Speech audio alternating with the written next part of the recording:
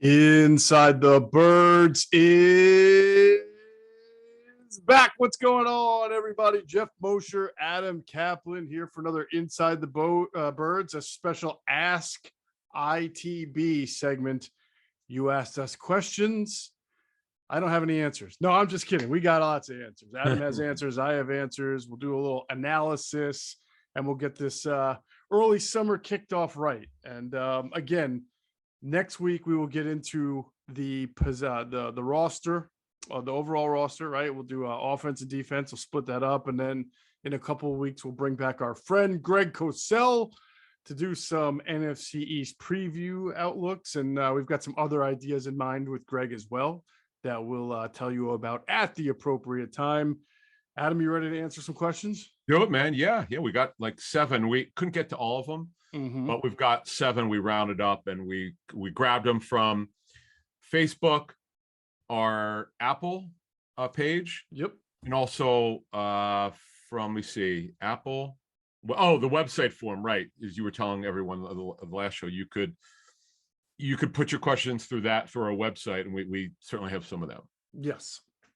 If you asked us a question on Apple Podcasts review and left a 5-star review, we will definitely, that's why we'll be answering it today, because you left us a 5-star review. So we ask that you please continue to do that.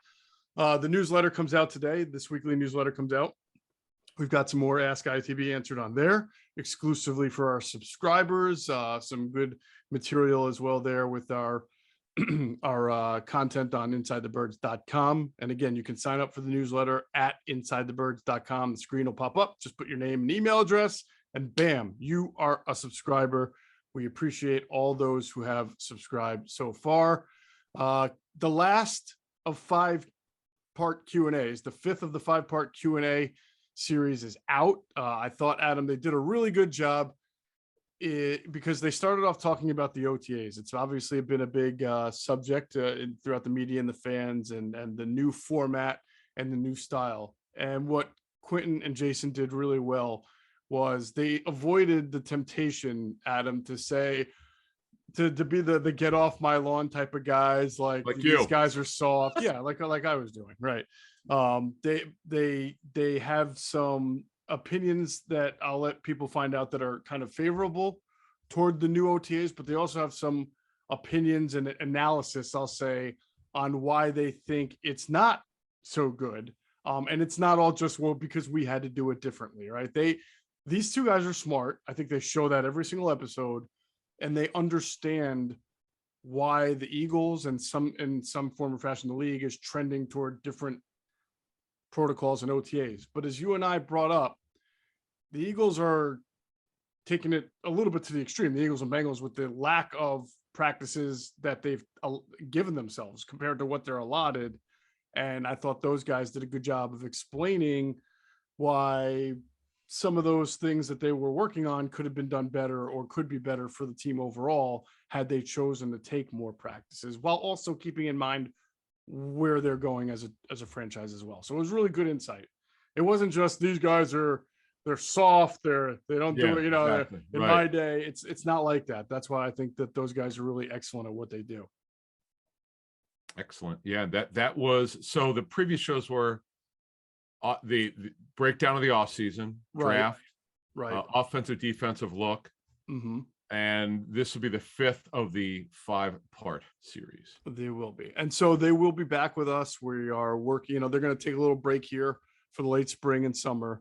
And as we get closer to the season, we will be working toward trying to bring back Q&A in an even better capacity than we have it now. So we have a lot of different ideas. They have some ideas, and we're going to spend the next few weeks working that out to make sure that they're back on the Inside the Birds platform. Also, speaking of insidethebirds.com, Andrew DeCecco is in the middle of kind of a 2022 off-season recap.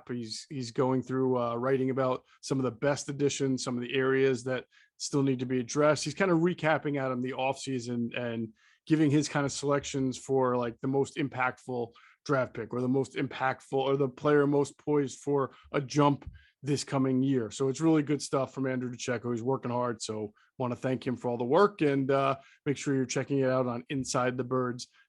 com. Adam, and you, I know, are going to come out at some point soon with your new power rankings, right? Power rankings, yes. It'll encapsulate the entire offseason. I want to wait till every team's done, make sure there's no injuries of note, because that would change an offseason injury of let's say a quarterback gets hurt in the offseason, though he can't get hurt. I mean, he can't get hit, but he tears his shoulder and he's out for 6 months. Well, that changes the ranking. So you want to wait till everything's done. And they're all done. Today's Thursday. They're all done by the end of the week. I think one team I saw was practicing Friday. The schedules are so different now because teams have these agreements with their players. Not all of them, a couple do. Some aren't going to have, as we know, the Bengals and Eagles didn't have mandatory camp, but they were able to get their players in. Some teams had their mandatory camp last week and some OTA practices this week. And then Arthur Smith is interesting, the head coach of the Falcons. He actually explained what they're trying to get accomplished, which was nice of him to do that to help their media out, which I wish that, Bill O'Brien, another thing, Bill O'Brien, for all the criticism he took, and some of it was certainly deserved. I would love what he was very he would describe, okay, here's what we're trying to do. This, and this. And I'm like, wow, I wish O'Brien would do more of this than other coaches to explain what the goals are of certain drills and how the players can get better. I think Chris Ballard also in Indianapolis has done, he's done chalk talk sessions for the media every year, and they're very appreciative of that.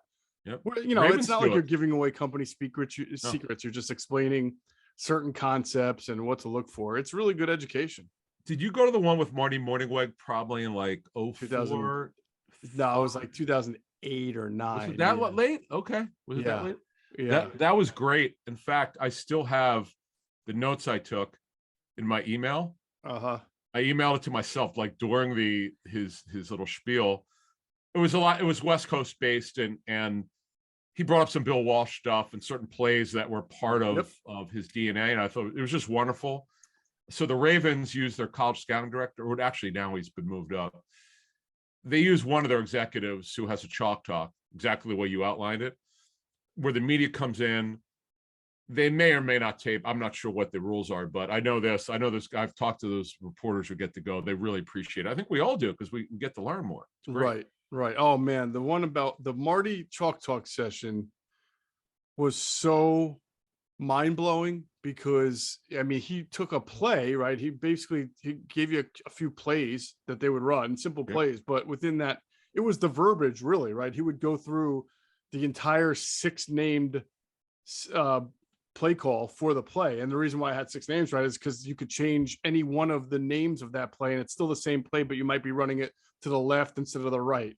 If it's called something Rover instead of something Louis, right? It's right and then left. And then he broke down every single from the pass protection to the route to the line blocking scheme, and then in the pre-snap read, how any of that or all of it could change based on what the quarterback sees or what the center sees, and then changes up on.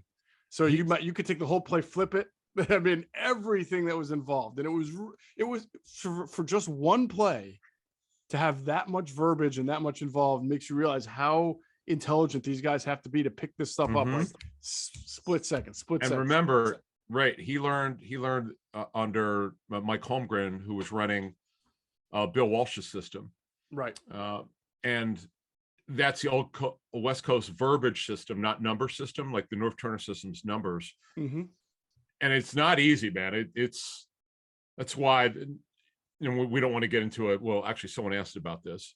We seem to get these questions every week about the lack of practice. I know some of the fans are up in arms over it. I understand.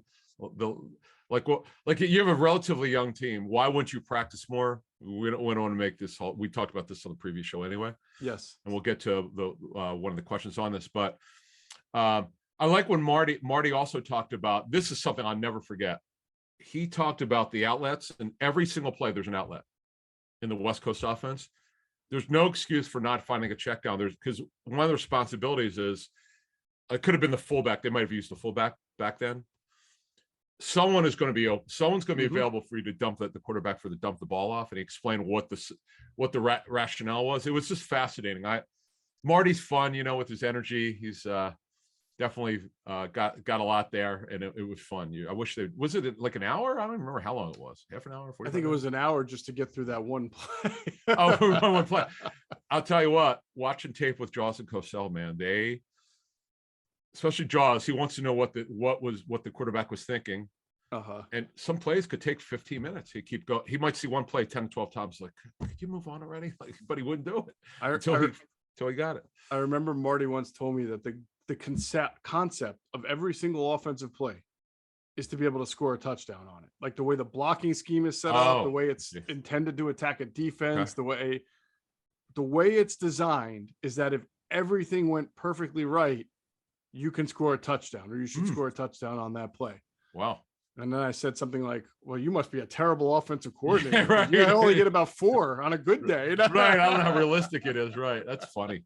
Yeah, that was, we were having a good joke about that. Quirky guy, that Marty Morningweg. He really is if I could use one word to describe him, some have said eccentric. I would say quirky. He's a good guy, nice guy. He's just fun. He's funny, but in a different kind of way. He's an out there kind of kid. Is he left-handed? He's left-handed, right? I don't remember, but I do know everything with him is sick lip, but that's another story. Yeah, definitely. All right, we're going to get into the Ask ITB questions. First, make sure you download the top-rated DraftKings Sportsbook app right now. Use the promo code ITB to get all your sign-up bonuses. That's promo code ITB to get all your sign-up bonuses on the top-rated DraftKings Sportsbook app. All right, first question. I love this question, by the way. I love it. Yep, from Apple. Go ahead, Yep, Adam. from Apple. I don't know if this. I love this screen name, ZIT1234. No, that would be Zit 123. I know. No, but what I'm saying is it his last name, or he could be a she? Is it the maybe person's it's someone who last just name? has bad acne? Who knows? Right. So anyway, thank you, Zit, for your question. So it was said on the June 2nd episode, I'm assuming our show, you don't draft on analytics alone. You how would you justify Odafe Oweh from Penn State based on his college stats? Mm-hmm. Yeah, well, it's a great question. It's that pick. If just from talking to NFL people before the draft, it was heavily. If you're going to draft in the first round, you're basically heavily on analytics because he doesn't have the production. Right. Teams typically don't just draft on analytic, like everything analytical and nothing talent wise. Right. There has to be something on the tape that you stall. Well, on Jason Oweh or Odafe Oweh, super explosive. The tape showed it. Really good get off, but he was raw. And as Zit says here, you can't bet you couldn't have drafted him on the numbers because he didn't have them. In analytics, our NFL analytics guy who does work for an NFL team told us, we've mentioned this several times, you have to have production for you to say like a pick was drafted on analytics. Mm-hmm. You have to say that the guy had production. This guy didn't really have any production. 7 sacks. I didn't even look it up. Our guy here is saying 7 sacks and 13.5 TFLs. Yeah, that's not enough, but long, athletic, and explosive, but very raw. Mm-hmm. You know, the kid Jamin Davis is another one who was drafted by Washington. Now, he had 1 year only of production. His ability to drop and move, cover, hit, tackle, you were going to put up with some of the holes in his game. Mm-hmm. It was not about year 1. It was about years 2, 3, and 4. I know Washington fans probably were disappointed with the first year, but just understand he was drafted on upside mostly. Yeah. Jamin Davis from Kentucky, but good question. Yeah, look, JJ Arcega-Whiteside consequently was drafted heavily on analytics. And again, you ask, well, how could that be? Look at the guy now. Well, believe it or not, height 6'2", weight somewhere around 220. He ran fairly well for a guy's size, and catch radius is very big for analytics. Mm-hmm. And there's certain metrics he hit. Whatever the Eagles' analytical model was, he certainly hit them. And that was a heavy analytics pick. Not all analytics, but it was heavily weight to analytics, which looking back, I can't believe that's true, but it was true because the guy's been so bad. I know. Receiver, stiff. Yeah. He's actually stiff. Yeah, well, that just goes to show you that analytics is not a perfect science either, as much as some might try to make it out to be. Some other context to the Oweh pick is that while the production wasn't there in numbers, I remember, doing a lot of pre-draft homework on him. Once he blew it up at the combine and people re-explored the tape, they realized while he did not have a lot of sacks or tackles for a loss, that his explosion, you mentioned it, that he showed that there was tape here. It wasn't just, I don't remember the Vernon Golston thing. I know he went really high and after blowing up at the combine, I don't remember what people said about his tape because that's like 15 years ago now. But Oweh played obviously elite competition in the Big Ten.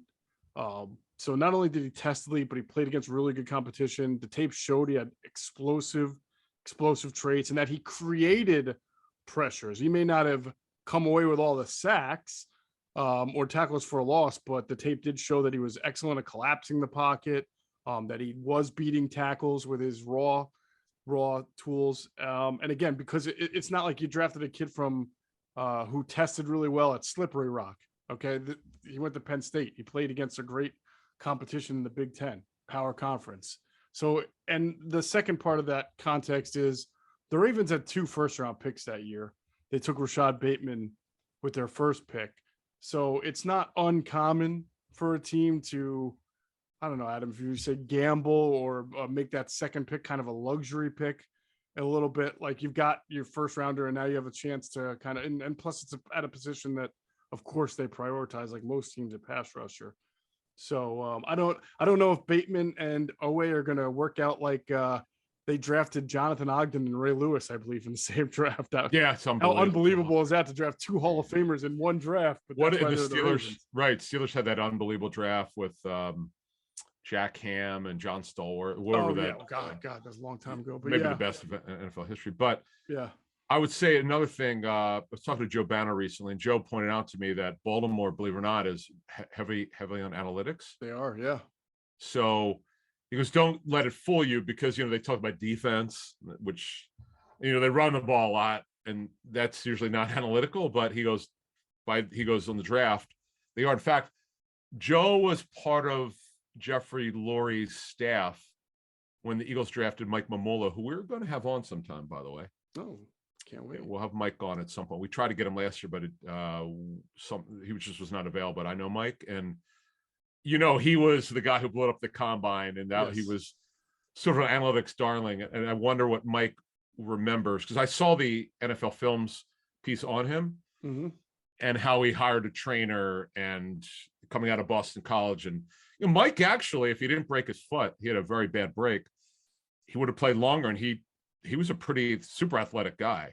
He put some numbers up. He was long and athletic, but he wasn't strong enough physically probably to hold up. Right. But he hit that analytics model for height, weight, speed. My goodness gracious, he certainly did. I'm trying to remember. Oweh was from New Jersey. Well, I don't know where he's from originally. I know he went to high school in Jersey, but I don't think he was a pass rusher his entire career. I'd have to go back and see where he was in high school and what he was at Penn State. But, Penn State was kind of has this defense, like same thing with Micah Parsons, where you're playing one thing and then you wind up being something different in the NFL. So they find athletes, they move them around. So I don't know if, because the draft is a projection, and again, because they had 2 first-round picks, I think the Ravens kind of just saw the athletic upside and what they could build him into being in 2 or 3 years. And that was a big part of that pick on top of the analytics part of it. But that's a great question because it is, it does see, and by the way, Oweh still has to become a good player. I know he had a nice year, but if he doesn't work out, if he never improves, or if he's like a 3 to 5 sack guy, then you're going to say, well, you put too much into the analytics and not enough into the tape and the production. Who was the guy Banner's group drafted him with Mike Lombardi with the Browns? Guy from LSU, really thin. Barcavius Mingo. You got it. Great name. He was not all analytics, but it hit a lot of the model. And he was long, fast. Yep. Explosive. The problem is wasn't strong. He had what Chip Kelly would not like is thin wrists. That was the knock from someone who was involved there back then, and later outlasted Banner and his group. The guy would still work. He might actually still be working. The guy that I know, but you remember saying, "Boy, his frame was so thin like, and you did. It's so hard to project. A doctor could tell you how much they think a guy could put on weight wise, but he just never became the player a lot of people thought because he was so explosive off tape in college at LSU, but never became a player. He was a journeyman. He might have lasted, I have to look it up, maybe 7 or 8 years, but he just never became a player. Okay. Well, I think that's probably a great example of the analytics taking too much into the draft process there. Yep. All right. Yeah. Second one. Yeah. Let's get the next one. All right, from our website forum from Aaron Puga. Hello, guys. This one is for Q and Jason, or even Jeff and Adam. They want to answer this as well. Yes, this is a good question.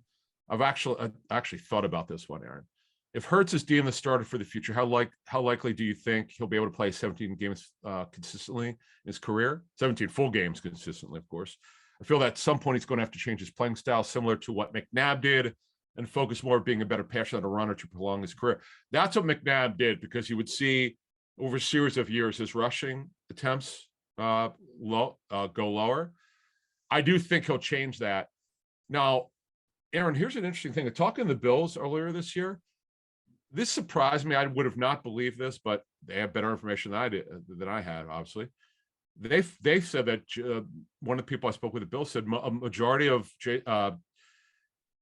Allen's runs last year were actually design runs, not on his own, which is not what I would have expected with the amount of times that he runs. I know he's explosive. What they do say, though, is that he's very good at avoiding taking hits. Josh Allen's a pretty good athlete, and he's a big dude. But I always worry. I remember Ron Jaworski had the stat about, and maybe he got it from ESPN Stats and Info, but when we worked at ESPN together, he had the stat how many times that Cam Newton got hit in his career, sacks, just tackled, and also thrown to the ground. There was some astronomical stat to why he regressed so significantly with that shoulder and all the injuries. Aaron, to your point, if you don't change at some point, now Michael Vick was smaller at 6 feet even, but the guys who run, Steve Young went through this. His career ended because of a missed chip on by Lawrence Phillips. But Steve Young had the major concussion issue. At some point, it's going to catch up with you if you continue to run. It just is. You got to become more of a passer. So it's a great question. And what do you think? Like, it's impossible to say what year that would be, right? Like, at what point do you stop doing it, or lower it, the amount of times you'd run? Well, I feel like it goes hand in hand. I mean, I think that the idea that Jalen Hurts needs to develop as a passer isn't just to avoid injury, but it's also to mature into a pocket quarterback who can hurt you in the passing game, not just to avoid injury, but also because that's the tried and true method of winning in the NFL and competing. And like, as you mentioned, a lot of quarterbacks who ran or run, even like Josh Allen, who has not had injury issues, have still needed to develop into better passers, and same thing with Patrick Mahomes, who I would say now mostly runs on just instinct, and really he runs, he's good at it, but he sort of runs around to avoid the hit and then makes the throw, because that's the whole point of the passing offense that they're trying to get to. But certainly we already saw last year that he had a lower body injury, an ankle injury that really impacted him and caused him to miss a game, and he wasn't the same coming back. And sure, you could say that could happen to any quarterback. And, Sam Bradford got hit all the time, and that really affected him. But the more you run, the more hits you're going to absorb, unless you are superhuman like Lamar Jackson, like Russell Wilson runs, but has an amazing ability to kind of get out of bounds or get down before he's contacted. He's had some injuries in his career, Adam, but I don't know that Russell Wilson's injured. Didn't he have like a thumb injury from hitting it on a helmet during a pass? Yeah, well, I don't think he's had a ton of lower body injuries. Right? Yeah, he got hurt on that Thursday night game against the Rams last year and had to have surgery. And then he had a high ankle sprain. That's it, right? The high ankle sprain. But what the Seattle was worried about, talking to them, like, they were in on Mahomes. They were probably going to draft him, believe it or not, in 17. They were concerned about him because he's 5'10" and a half. As gifted as he is, he's got a small. Now I know he's really built himself up physically, but you're not going to get any taller. You're 5'10" and a half when you get past 19 or 20 years old. Right. So you worry about smaller guys. And, Hurts, yeah, I know the pictures are out there. He's, he looks jacked up, and that's great. But he's also only 6'1". Mm-hmm. He's a pretty elusive runner. He looks like a runner. He's a downhill runner. He's not explosive like Vic would have been. Right. But in this market, man, he's very much downhill now. He got some shiftiness. McNabb was a little shifty.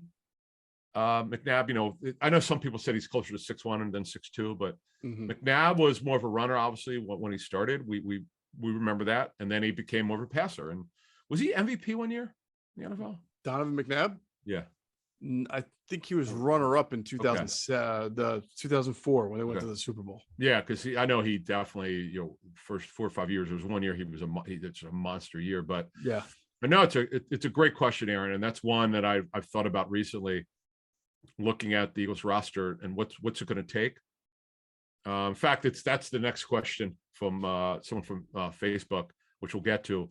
But does he have to stop running? Because that's part of, not stop, but does he have to run less? That's part of what makes him different, because if he becomes a better passer and you've got your feet, you got something potentially really, really good. But let's not get ahead of ourselves. I would agree with you. I think the running will always be a part of his game when it needs to be, as he develops as a passer, but it can't be. I don't think they can run the style of offense that they ran for a few weeks last year before he got hurt, of course, which was the designed run, RPO style offense for the entirety of his career. That's not going to be good.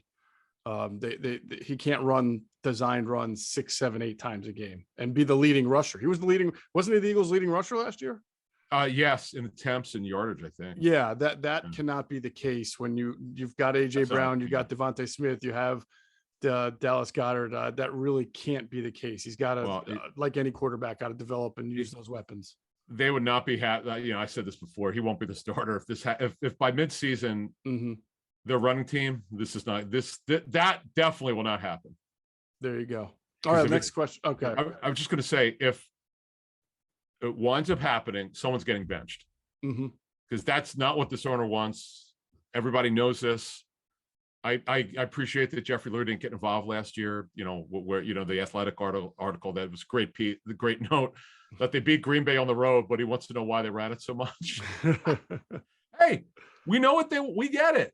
He wants them to be a throwing team, but to their credit, everyone stayed out of it. Let Sirianni make the call to switch from a passing team to a running team because quarterback couldn't handle it. Okay, that's year one. Now you're the second-year system. As we noted on our previous show, he's starting to doing a better job with his timing. And when a quarterback sees it better, they're less likely to run because they don't have that inclination in their head. Okay, I don't see it on the first read, I'm going to run. That's the hope, that he lets the plays. You were saying in the 7-on-7, he still broke the pocket a couple of times when he probably shouldn't have last week. Right. But that's still, he's only his second full year, and we'll see what happens. All right, next question. Similar question. Yep. So from Evan Altier, Evan, I'm not sure exactly how you say it, but could be a variety of ways. But Evan, from our Facebook page, in your opinion, what is the minimum Jalen Hurts can do this year to get maybe a few more seasons? Win total, TDs, passing yards, completion percentage, playoff win. If he does well this year, would it be wise for the Eagles to income to a 2 or 3 year deal, or on middle of the pack quarterback money? I feel it would be wise for both parties to give Hurts a full 4 to 5 season look. Well, when you say that, he's not going to get full 4 to 5 seasons if he's underwhelming this year. I mean, that's just not going to happen. No. And by the way, no team does that unless it's forced to. Yeah. There's no. The only thing is because he's not a first round pick. There's no 5th year option, but they've got 2 franchise tags if they want to use them. It's a good question in that obviously you've got your eyes, and what from Q and Avon and Cosell we'll know what they think from coaching tape and ex-players, and they've been with it. We got to talk to those guys about Donovan and what that from his progression when they thought he started getting it. I know they came on a little bit later, obviously, but they still saw him when he's still a pretty good quarterback. Although, when was Jason drafted? Oh, what year was he drafted? Jason was drafted in 2005, if I'm okay. So he was really when he started to become good. No, I'm sorry, 06. But yeah. 06. Okay, he was still a good quarterback then. But the fact of the matter is, Evan, on your question, It'll be your eyes about what the tape looks like. That's the number one criteria for evaluating quarterback. Always has been, always will be. Mm-hmm. Statistical analysis, all the metrics, not just the ones you're talking about. Analytically, how is he good to his left, his right, middle? There's certain metrics that you use, which we'll get into at some point. Actually, when we have John DiFilippo, we're going to ask him what is criteria for evaluating quarterback. Next time we have him on, we're certainly going to ask him that. Right. It'll be statistical, obviously, but you talk about what kind of contract, and also I guess you look at you're bringing up 2 or 3 year deal. That's not much of a backing of your quarterback. I don't see why you would go. I would rather, quite frankly. If you're Jalen Hurts, if you're coming off a good year, you're not signing a 2 year deal. Yeah. In fact, if I'm the Eagles, well, see, I get your question though. Like, how do you tell when you're ready? Like, if you're from a club standpoint, how do you know when you're okay? He's our guy. Like when you covered, we had Kevin Cobb. The Eagles did a 1 year, $10 million deal coming out of in 2010. Was it before the lockout? Coming through the lockout? What was it? Whatever. It was before the lockout. Okay. Yep. But it was 1 year because they were not willing to commit long term. And for that, back then, it was pretty good money. 1 year, 10 million doesn't sound like it's like almost high end back of money these days. But 11, 12 years ago was good money for a guy not proving himself. And it, right. Quite frankly, it turned out to be a good decision based on him getting benched for Vic. But what kind of commitment would you want to make to him? If he has a good year, again, I'm not going to get into numbers because that doesn't matter. Like he could win 11 games and then lose in the first round of the playoffs, but it could be a shootout where he has 4 touchdowns and they just lose, right? So that to me is not. Does the team collectively decide they saw enough to believe that he can play high caliber championship level football? And if they believe that, then they should give him the extension now at the end of the year, because it will be the end of his 3rd of 4 years. Yep. So you'll only have 1 more year of control, right? Because, well, technically 2, because you could use the franchise tag.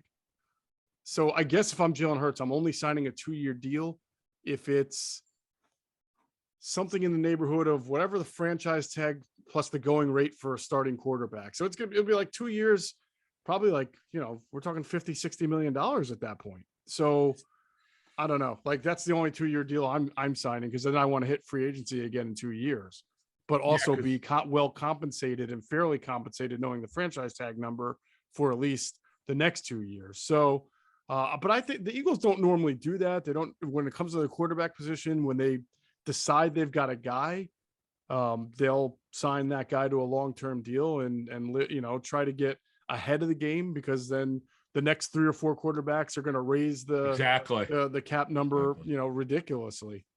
So like, what did Dak Prescott get? 40 million? Yeah. The original Watson deal before he went to Cleveland was around 40 million. Right. And here's what happened. It goes to your point about waiting and not waiting. Jerry Jones historically pays way more than he should with contracts, as they wait, they delay. They want to tag him and they have to pay him. So you want to get ahead of it. Now, just to finish this off, here's the way you look at the quarterback position. Did they win because of him, AKA Wentz in 17 when he was elite before he got hurt? Or did they win with him and he was not really the reason why they won?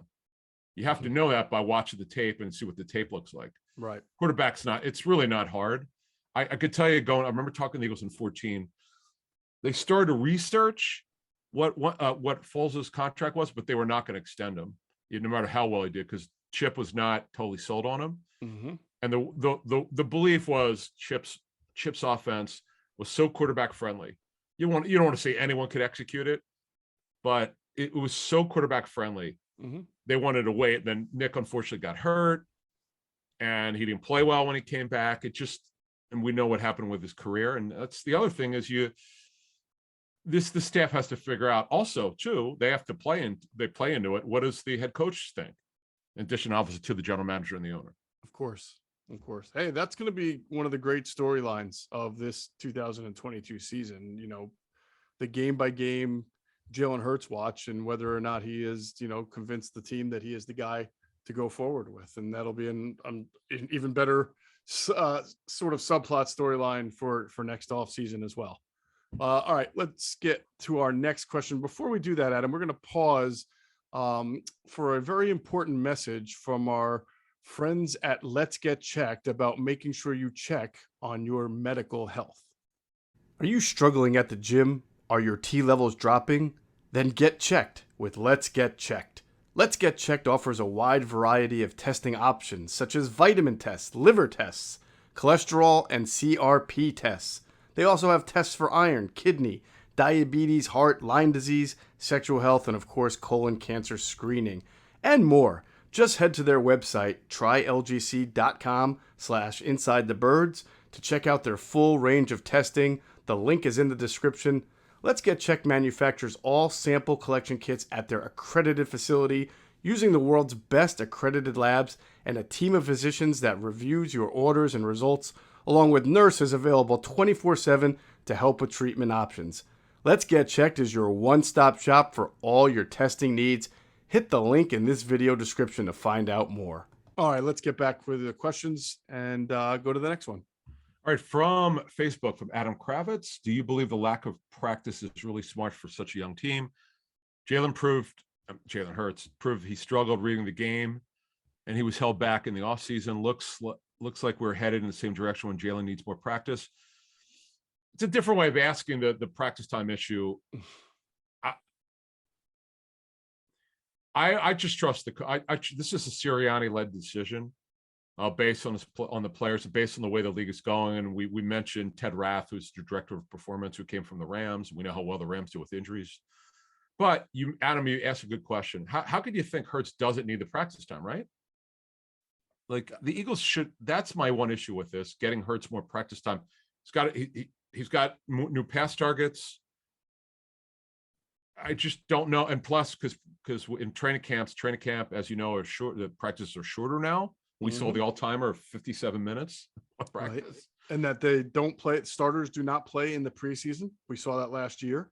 Yeah, run fewer, there's one less game. And not only that, not every team subscribes to, as we know, the third preseason game was the one where the starters were playing the second half. Now, because there's no fourth game, the third game might be the old fourth game. So you just don't know how much they're going to play.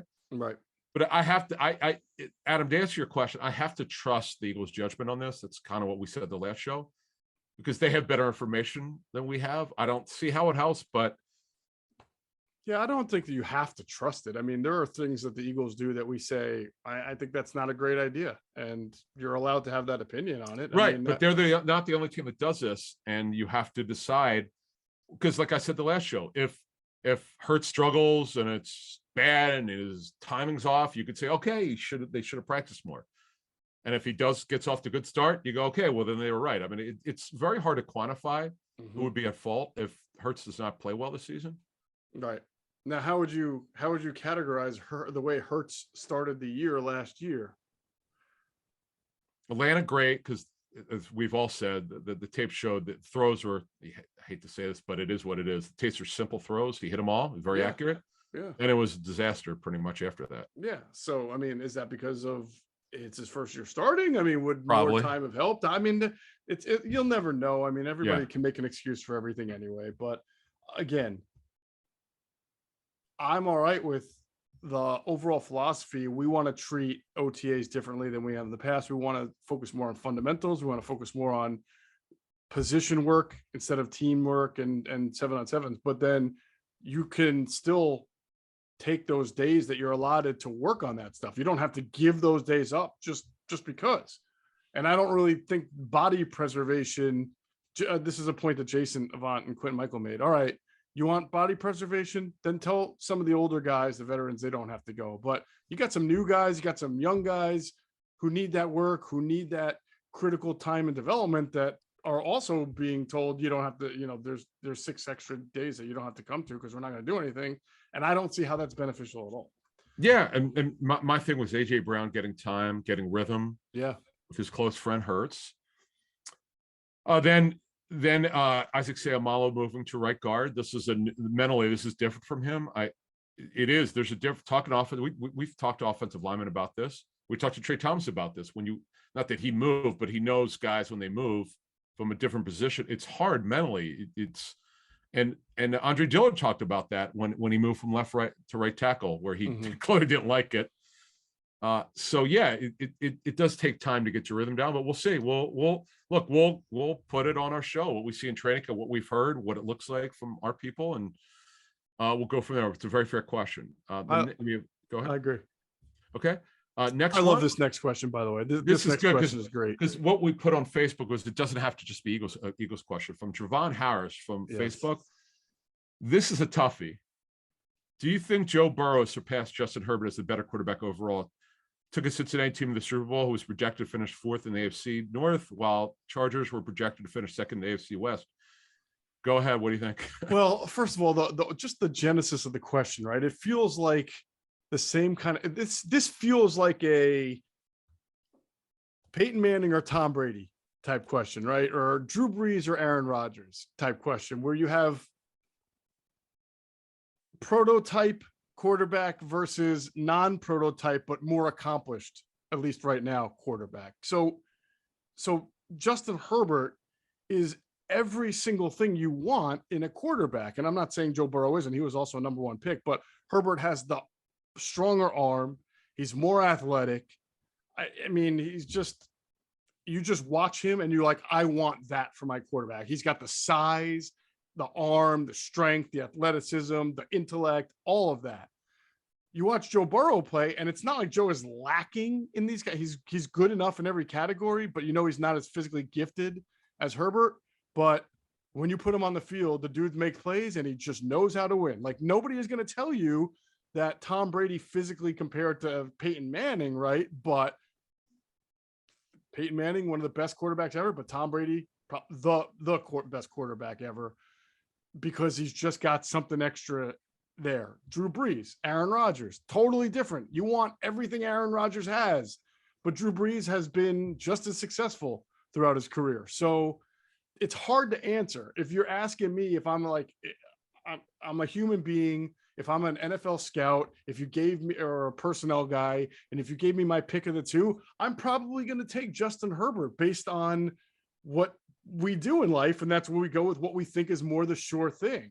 Not slighting Joe Burrow, but I'm taking the guy who checks off every single box at the highest level you can check off. But listen, Joe Burrow, what he's accomplished by year 2 is phenomenal. And maybe he just has that sort of Montana Brady type thing going on. And came off major multiple ligament tears. Mm-hmm. One of them was an ACL.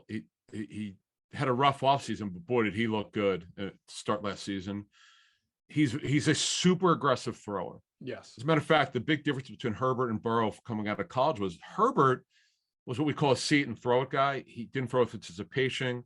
He'd wait till the guy would go open and just throw a fastball. Right. And there were a lot of coaches did not like him because of that. That you can't always coach that out of him. But Cosell, when I asked him last fall, said, boy, he's way better with his timing. Mm-hmm.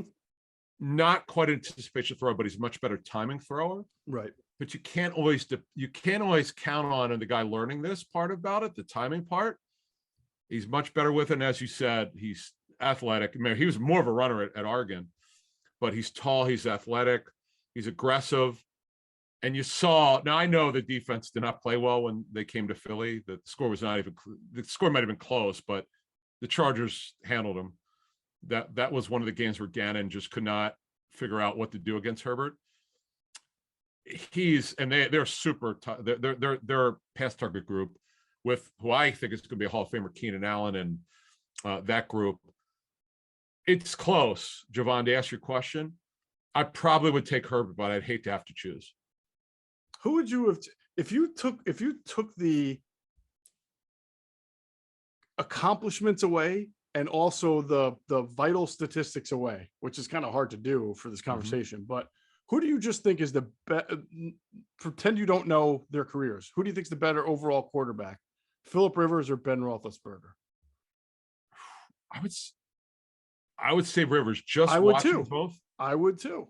Why'd you ask that? It's interesting. Why did you pick those two? Because again, it's a Philip. Ben checks off more boxes for size, for arm strength. He went and won the Super Bowl, two of them. Same draft? Was that the same draft? Yeah, same draft. But Philip Rivers to me is the better quarterback. I just think he's he's a window thrower. He doesn't have the strongest arm. He's not very athletic. He's not going to avoid much of a pass rush, but I think he's been a consistently better thrower of the football from the day he got to the NFL to the day he retired than Ben Roethlisberger, who was a strong arm guy who needed a running game, needed a defense, and really didn't evolve into a great passer until later in his career, like 6-7 years, when it was maybe 8th year in the league where he led the NFL in passing and touchdowns, whereas Rivers had been a great thrower since his first day out there. You know what I'm saying? So it's just it's a weird dynamic.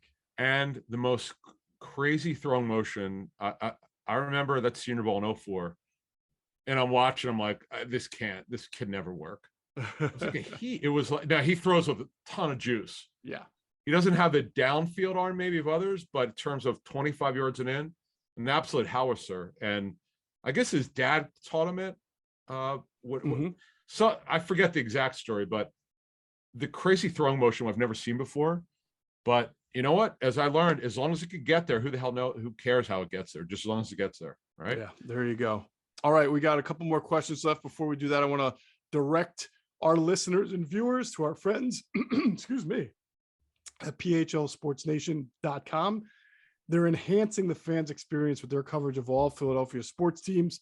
For the fan, by the fan is their motto. So make sure you check them out at phlsportsnation.com. And we'll pause real quick for another word from our other great sponsors, including our friends at Sky Motor Cars. And if you hop in there to Sky Motor Cars in Westchester, PA, make sure you tell them Adam and Jeff sent you. You will get the best deal, greatest deal you can ever get. Two things. Best time of your lifetime to sell a car, like you could sell it to Sky. And also, if you go into one thing that I learned from shopping there, they have high-end cars. Yes, they have cars for 10 grand. They have all sorts of cars. You can find a Nissan there, whatever you want.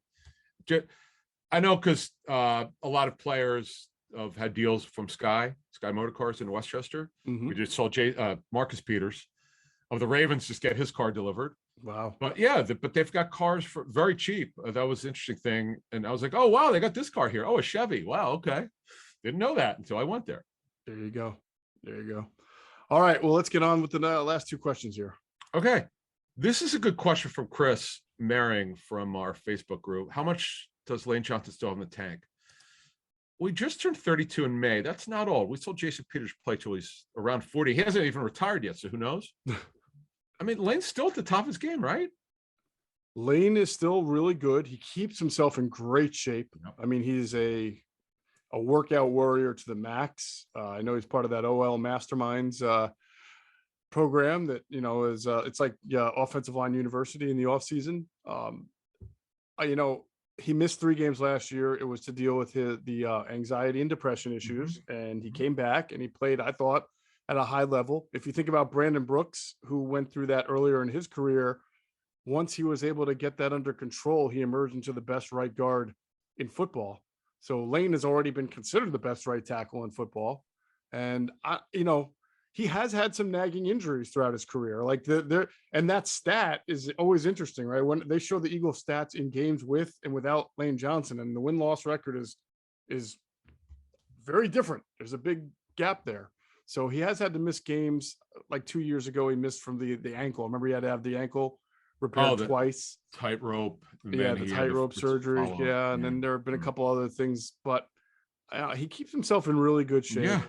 And he seems to have overcome the issue he had earlier in his career with the was it the 2 suspensions that he had? Yeah, early, yes, for PDs, yes. Yeah. Earlier in his career. Now you always do worry about breakdown at that position. So it can come quickly for some, but based on what you see when you see him in the offseason, he looks really strong, looks really ready to go. So I have no reason to think any decline is coming anytime in the next 1, 2, or 3 years. Exactly. His play has not really dropped off. It's just a matter of can he stay healthy enough, and as you said, he stays in great shape. Mm-hmm. It's one thing if Jack Driscoll. First of all, he's not been able to stay healthy, though he's put together some good tape. It's one thing if they drafted him to potentially be Lane's replacement.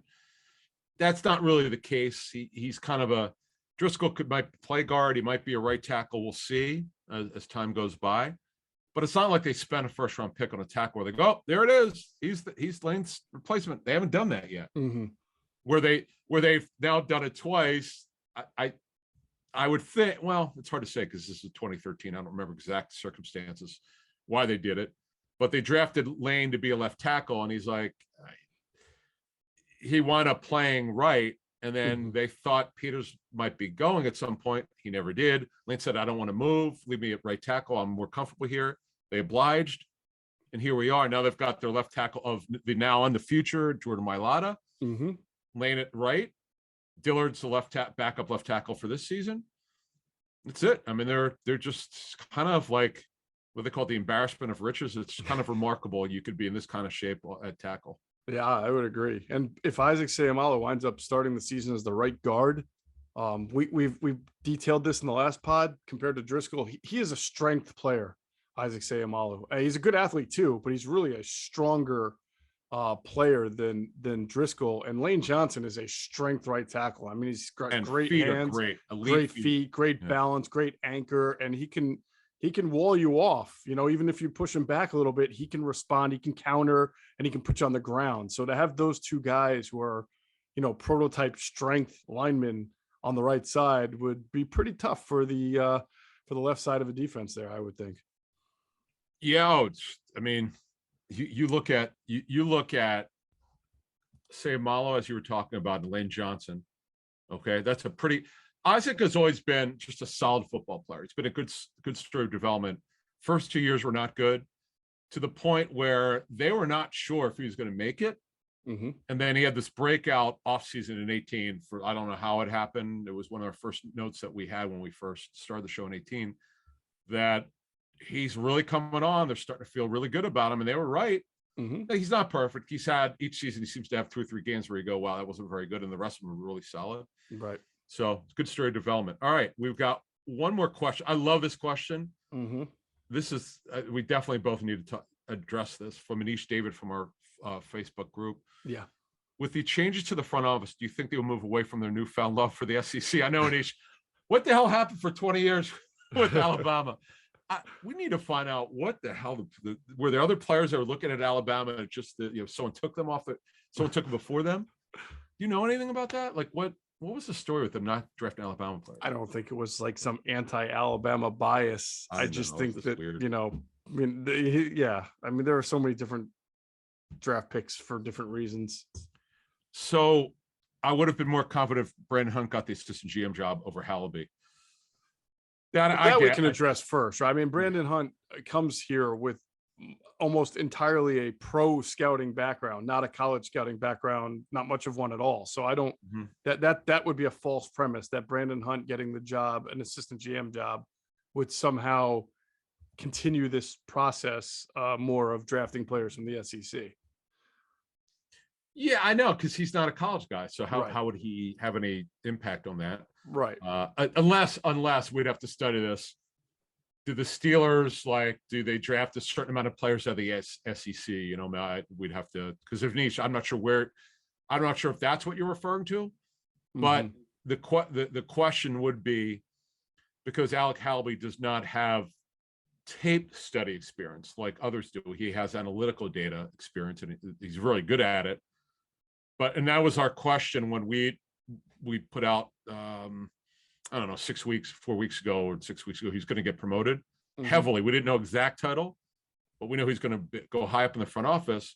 The question then is, where are the true football guys who are part of, like Tom Donahoe, who's now gone, Andy Waddle, and those type of guys. So that, and then Brandon he played football in college, but that's the thing that we're looking for as we study their front office over the series of months and years.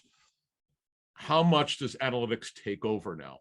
because it's already heavily involved. How you ask, like, how much more could it be? That's what I like to know, and that's what we're going to try to find out. Yeah, I think the first part of his question is fair in its origin, in that with this new front office, forget like SEC players. I think if you just took the question at, with the new front office, do you think they will move away from just in general their process over the last 2 years, which has seemingly been a good process of good drafts, Very good, good off seasons. Yeah, very.